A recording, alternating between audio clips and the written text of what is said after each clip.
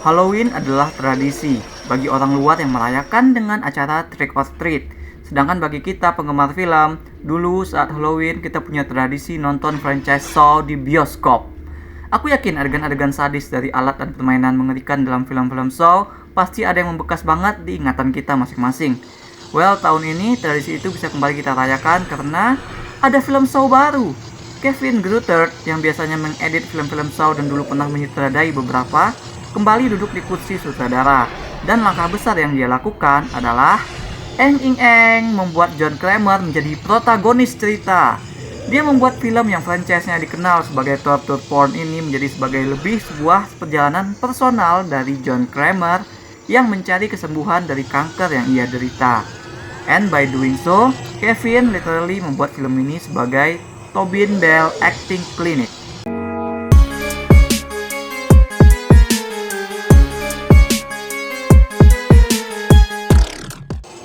Akhirnya setelah sekian tahun, setelah 9 film, ada sineas yang nekat benar-benar menjadikan bintang dari franchise ini, si John Kramer, dalang di balik Jigsaw yang diperankan dengan ikonik oleh Tobin Bell sebagai tokoh utama. Di film horor memang biasanya karakter penjahat selalu lebih superstar dan lebih diingat penonton ketimbang karakter utama. Karena karakter penjahat dalam kasus genre horor biasanya adalah sosok monster, hantu, ataupun psikopat, diposisikan sebagai tantangan terberat yang harus di-overcome oleh si hero. That way, mereka yang sebagai antagonis jadi lebih berkesan dari protagonisnya sendiri. Bertahun-tahun kita kagum sama John Kramer, sama kejeniusannya merancang alat-alat mematikan, sama kecerdasannya menebak yang bakal dilakukan korban sehingga membuat film Saw jadi punya twist unik, sama prinsip dan pandangannya terhadap manusia dan pilihan hidup. Kramer selalu memilih orang yang bobrok dan moralnya rusak sebagai calon korban, dan dia tidak membunuh mereka, melainkan Kramer membuat mereka memainkan game hidup mati sebagai bahan pelajaran bagi mereka. Karena victim-victimnya niscaya akan survive kalau mereka ngikutin aturan permainan Death Trap yang seringkali adalah seputar masalah mereka tuh harus menyadari kesalahan personal masing-masing. Menurut Kramer, kerjaannya ini adalah seorang semacam motivator gitu. Nah, aspek inilah yang digali oleh Saw X. Dari sinilah mereka mengambil sudut untuk membentuk Kramer kali ini sebagai protagonis cerita. Mengambil timeline antara kejadian di film pertama dengan film kedua, Saw X bercerita tentang masa-masa John Kramer lagi down berat karena kanker yang ia derita. Hidupnya tinggal beberapa bulan lagi. Di saat itulah Kramer mendengar tentang suatu pengobatan eksperimental di Meksiko. Dia mendaftar ke sana dan dia terpilih oleh Dr. Cecilia sebagai pasien mereka berikutnya. Kramer pikir operasi mahal dan rahasianya itu berhasil. Kramer sudah siap untuk memulai hidup barunya. Aku pikir kesembuhannya itu akan membuat dia bakal jadi orang yang lebih baik gitu. Tapi Kramer ternyata ditipu. Nggak ada tuh namanya pengobatan eksperimental. Yang ada, Kramer harus kembali menjadi motivator hebat untuk Dr. Cecilia dan para krunya, supaya mereka semua tobat, kembali ke jalan yang benar, lewat proses yang luar biasa menyakitkan. Tahun lalu kita dapat film Orphan First Kill yang berusaha melakukan hal yang sama, yaitu menjadikan antagonis franchise-nya sebagai seorang protagonis. Film tersebut mati-matian membuat kita bersimpati kepada Esther. Sosok yang di film originalnya adalah seorang psikopat, seorang wanita dewasa yang menyamar jadi anak-anak dan merusak rumah tangga keluarga yang mengadopsinya. Film tersebut gagal mematik simpati yang genuine dari Esther, lantaran mereka hanya menghadirkan sosok yang lebih jahat sebagai antagonis di Act Esther gitu. Hanya sekedar itu. Seolah dengan kehadiran antagonis, maka Esther otomatis jadi korban lemah di tangan yang lebih kuat. Film tersebut tidak menggali ataupun menetapkan moral kompas si Esther sedari awal. Ya kan, nggak seperti di Saw ini. Si John Kramer kan sudah dari film pertamanya ditetapkan sebagai pribadi yang seperti apa gitu. Saw X bisa berhasil menjadikan Kramer protagonis karena penonton sudah tahu di mana karakter tersebut berpijak. Bahkan ketika dia jadi villain di film-film Saw, kita sudah bisa melihat bahwa dia ini semacam orang jahat adalah orang baik yang tersakiti, kan gitu. Alih-alih orang dewasa bertubuh kecil, Kramer adalah orang tua yang sakit parah. Di sini tuh sisi vulnerable-nya tuh lebih genuine. Persahabatannya dengan seorang anak Meksiko juga lebih genuine ketimbang kebaikan Esther terhadap tikus. Namun ketika film menghadirkan antagonis bagi dirinya pun, moral kompas Kramer tetap digali.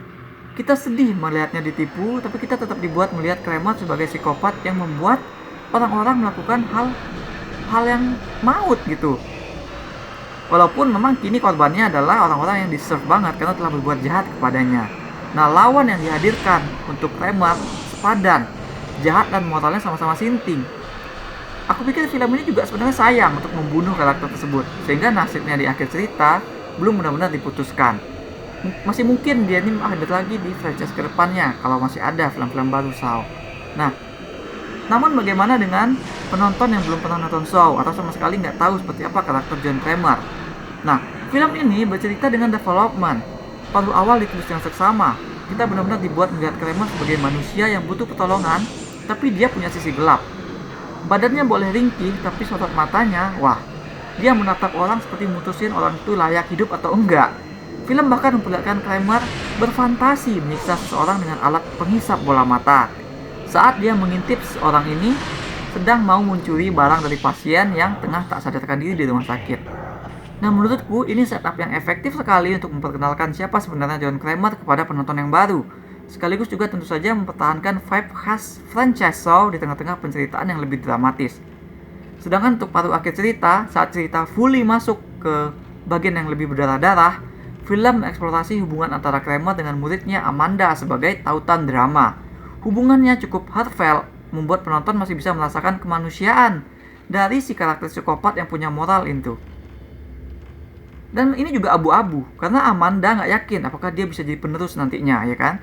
Lalu si Kramer berusaha meyakinkan dengan ngasih pemahaman betapa pentingnya kerjaan mereka bagi korban-korban mereka. Hidup bagi Kramer adalah sebuah perjuangan, permainan kalau boleh dibilang, dengan kematian sebagai taruhannya. Itulah sebabnya dia memperjuangkan kesembuhannya dengan sungguh-sungguh. Dia ingin berjuang.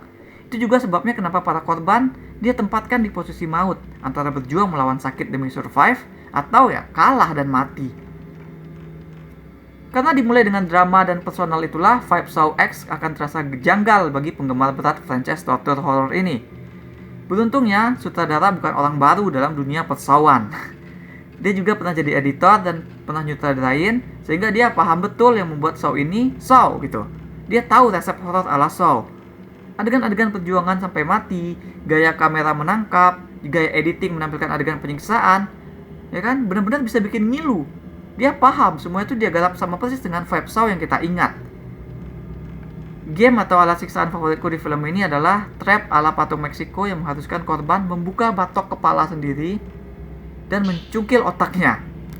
Kebayang kalau kepala kita lagi pusing, mungkin teknik itu bisa dicoba. Kevin tahu satu hal lagi yang ditunggu oleh penonton, yaitu momen kejeniusan Kramer. Sehingga meskipun kali ini film nggak langsung terjun ke siksa-siksaan tapi bercerita dengan humanis terlebih dahulu, film ini nggak tergagap dan langsung connect ketika momen berdarah-darah, ketika momen genrenya hadir. Bahwa ini tuh benar film yang sesuai dengan ruh-ruh film terdahulu, bukan sebuah poster yang sedang mereplika film Saw. Yang bikin lebih menarik adalah situasi Kramer saat merancang trap tersebut. Di sini dia harus berimprovisasi dengan alat-alat kesehatan yang ia temukan di lab palsu. Yang bisa dibilang seadanya lah. Sekali lagi, film mempush karakter Kramer sebagai seorang yang bukan semata sadis, tapi punya kreativitas yang tinggi. Dia bisa menciptakan alat mengerikan, tapi sekaligus juga estetik dan tematis. Ya kan, sempat-sempatnya dia bikin jebakan yang mirip sama patung Meksiko yang dia lihat di jalan gitu.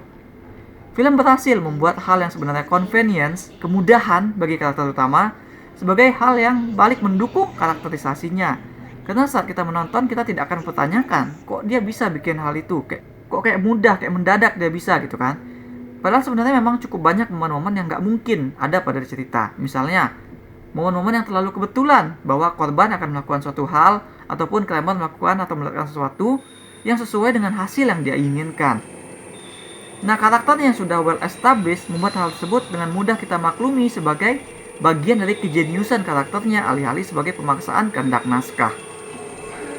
Meskipun memang secara journey, aku rasa film ini bakal lebih terasa punya perkembangan jika diposisikan sebagai origin John Kramer sebagai Jigsaw. Karena di film yang kita saksikan ini, journey Kramer sebenarnya sudah berakhir di pertengahan saat dia mutusin untuk balik lagi jadi Jigsaw untuk balas dendam. Setelah momen itu sebenarnya film berjalan tanpa plot, melainkan hanya memperlihatkan momen sadis ala Saw sambil menunggu revealing yang bikin cerita seru aja. Tapi ya itulah Saw, ya kan? Momen-momen itu harus ada karena itulah yang membuat sebuah film bisa disebut sebagai film Saw. Kehadiran film dengan berusaha menggali personal drama dari Kramer, membuat Kramer jadi manusiawi sebagai protagonis, itulah yang elevasi film ini, walaupun memang nggak full dan dibuat kurang merata. Mungkin memang inilah film yang paling bisa mengaplikasikan formula khas franchise Saw ke dalam struktur penceritaan film dengan benar. Nggak perfect, tapi memang jadi film yang paling berbobot seantero franchise-nya.